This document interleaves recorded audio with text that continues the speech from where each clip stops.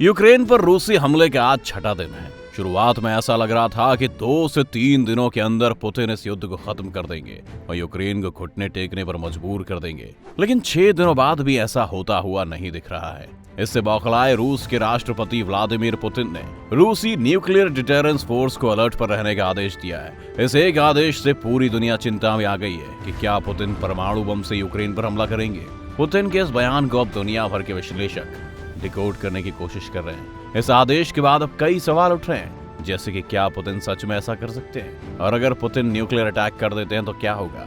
इन्हीं सब सवालों के जवाब आज हम अपनी इस वीडियो क्लिप में आपको देने जा रहे हैं। चलिए शुरू करते हैं।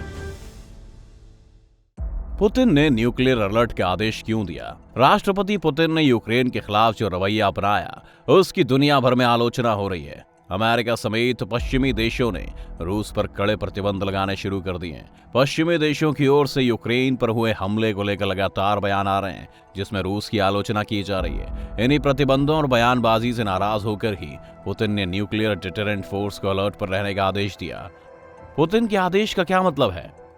अगर हमला शुरू होने से ठीक पहले पुतिन के बयान को डिकोड करें तो पुतिन ने कहा था कि वो यूक्रेन में विशेष सैन्य अभियान चलाएंगे, लेकिन वास्तविकता में ये सीधा हमला है। पुतिन ने कहा था कि अगर कोई भी हमारे मामले में बाहरी हस्तक्षेप करता है तो उसका वो हाल होगा जो इतिहास में अब तक किसी का नहीं हुआ होगा। यहाँ ऐसा लगता है कि वो पूरी दुनिया को न्यूक्लियर हमले की धमकी दे रहे हैं।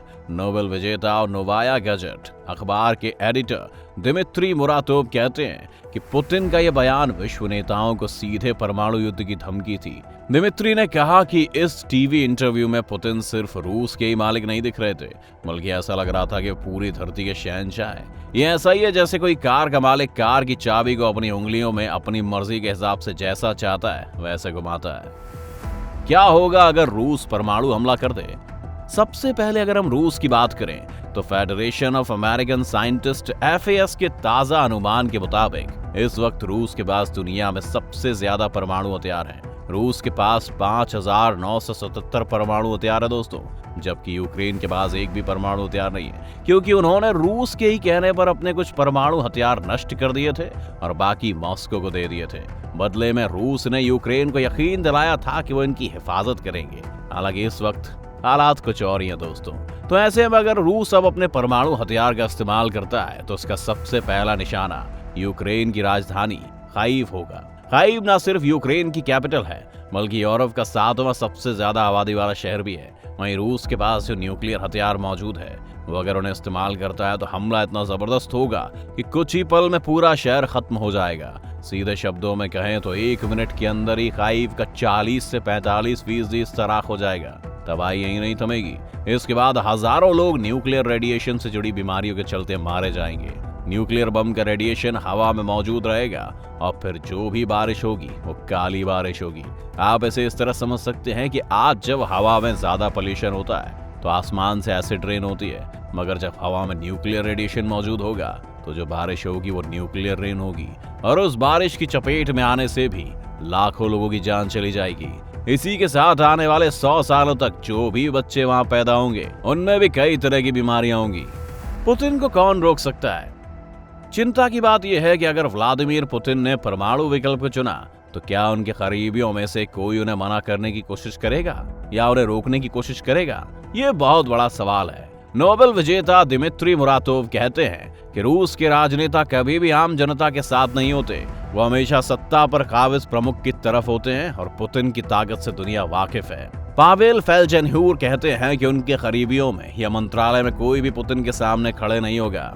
इसकी दूसरी वजह यह भी है कि युद्ध सिर्फ पुतिन का है। अगर पुतिन अपना लक्ष्य हासिल करते हैं तो यूक्रेन खतरे में पड़ जाएगा, लेकिन अगर पुतिन की मंशा कामयाब नहीं होती तो और खतरनाक कदम उठाने के लिए उन्हें मजबूर होना पड़ेगा। इसके अलावा दुनिया की बाकी सुपर पावर कंट्रीज जैसे चाइना, जापान, अमेरिका भी पुतिन को यह अटैक करने से नहीं रोक सकते हैं, क्योंकि पिछले 20 सालों से पुतिन ये साबित करते आए हैं कि दुनिया रूस को उस रूप में नहीं लेती जैसा पुतिन चाहते हैं, तो फिर वो इस दुनिया में सब कुछ बर्बाद कर देंगे।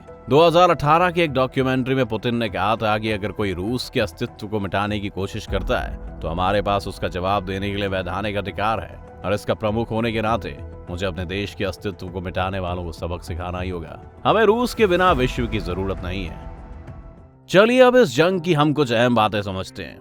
जिन्हें नहीं पता है उन्हें बता दें कि रूस और यूक्रेन के बीच 24 फरवरी से ये जंग शुरू हुई थी, लेकिन इसका इतिहास थोड़ा पुराना है। बात शुरू होती है 1991 से, जब यूक्रेन सोवियत संघ से अलग होने के बाद एक आजाद मुल्क बन गया था। लेकिन रूस के लिए देश एक स्ट्रैटेजिक लोकेशन थी।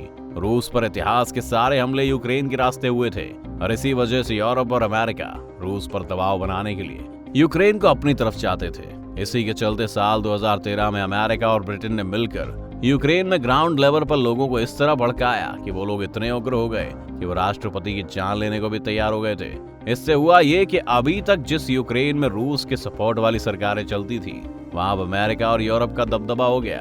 तो अभी की लगी ये आग आज भड़क कर जंग के मैदान में बदल गई है। इस वक्त क्या चल रहा है? अगर हम अभी की बात करें तो दोनों देशों में बेलारूस के बॉर्डर पर बातचीत शुरू हो गई है। वहीं यूनाइटेड नेशन के मुताबिक इस जंग में अब तक कम से कम 107 लोगों की जान जा चुकी है, जिसमें 7 बच्चे भी शामिल हैं। इसी के साथ रूस समेत पूरी दुनिया में इस जंग के खिलाफ प्रदर्शन चल रहे हैं। हम उम्मीद करते हैं कि न्यूक्लियर तो छोड़ो, किसी भी तरह की जंग नहीं होनी चाहिए और ये मसला भी बातों से ही हल हो जाए। आपको क्या लगता है कि यूक्रेन न्यूक्लियर हमला कर सकता है? हमें कमेंट करके जरूर बताएं।